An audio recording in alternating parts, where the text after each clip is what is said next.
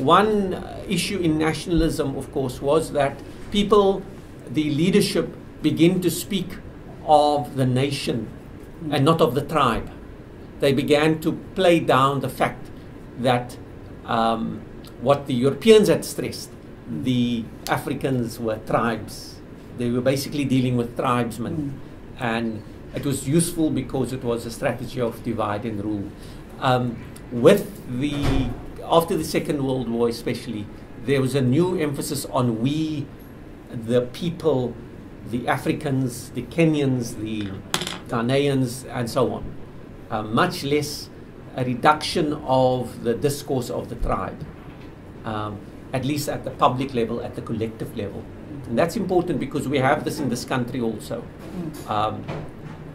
But there was one movement in Kenya which developed in the 40s, which was very much rooted in one ethnic group, in one ethno-linguistic group, in one, to use the term, tribe. And that was a movement which the Europeans in Kenya called the Mau Mau. Okay, so there was this movement, and I want to spend today just to talk about this movement. So we're looking at Kenya, and there's a movement which emerges in the 40s, through the 40s, and particularly the high point is the mid-50s. Now the Mau Mau, they actually call themselves the Land and Freedom Army.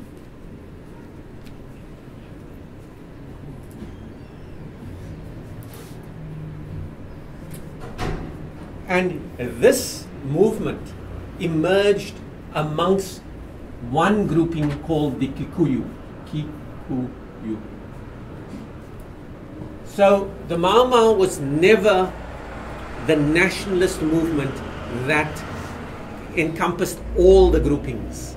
The Kikuyu, the Maasai, the Meru, there are all these other groupings in Kenya. Okay? It was almost completely amongst this grouping called the Kikuyu. However, the colonial state, the European officials and the settlers saw this as all the Kenyans, this movement of all the Kenyans against them. And it was at one stage interpreted as the nationalist movement to drive the Europeans out of the country. However, we know that it was one ethnic group which was the driving force behind this. Now, what happened? What is the story in this movement? Because it has very brutal consequences. And only in the last few years did Britain admit of the brutality that it exercised during that period from about 1952 to 1956, when it ran Kenya in terms of emergency laws. Okay? And it's only in this period now, based on the work of historians, that Britain decided to pay reparations to the people who were killed. They killed about 12,000 Kikuyu in a small period in the 50s, in about 4 or 5 years. The story of Mau Mau is, you can so easily focus on this sheer brutality that the British unleashed against the people, on the mere suspicion of belonging to it, on a mere suspicion. So let me sort of give you some background, okay, what happened there until this point.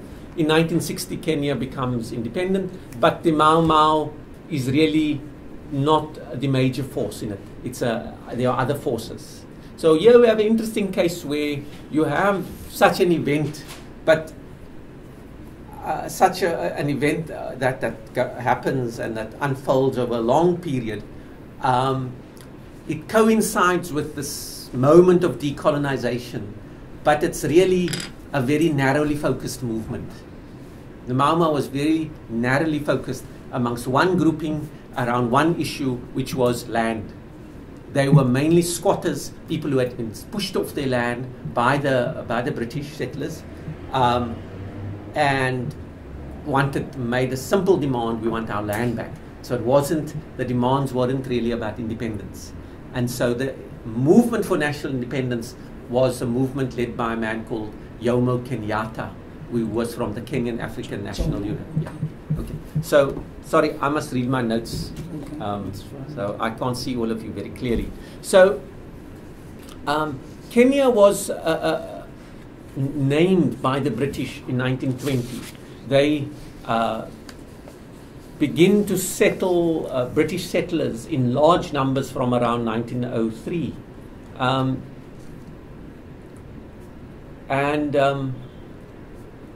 What was significant about the colony is that the British brought a huge number of administrators. Unlike other colonies, I said the Sudan, for instance, which was very thinly administered, the Kenya was actually had many British administrators running the colony, in addition to the huge number of settlers it brought in. And there are still descendants of these people living in Kenya. It wasn't exactly like South Africa, but it was almost like Rhodesia. By 1930s, there were about 1,500 European farms.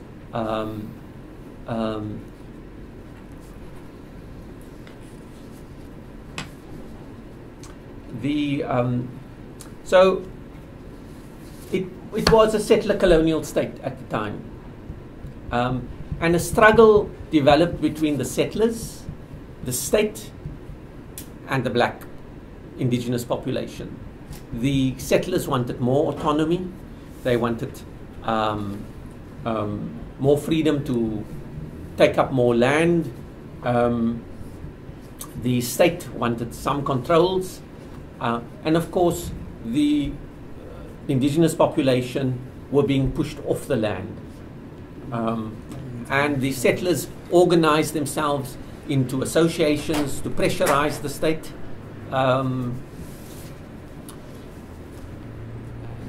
And in the highlands of the country, that is where they settled and where they pushed the local population off.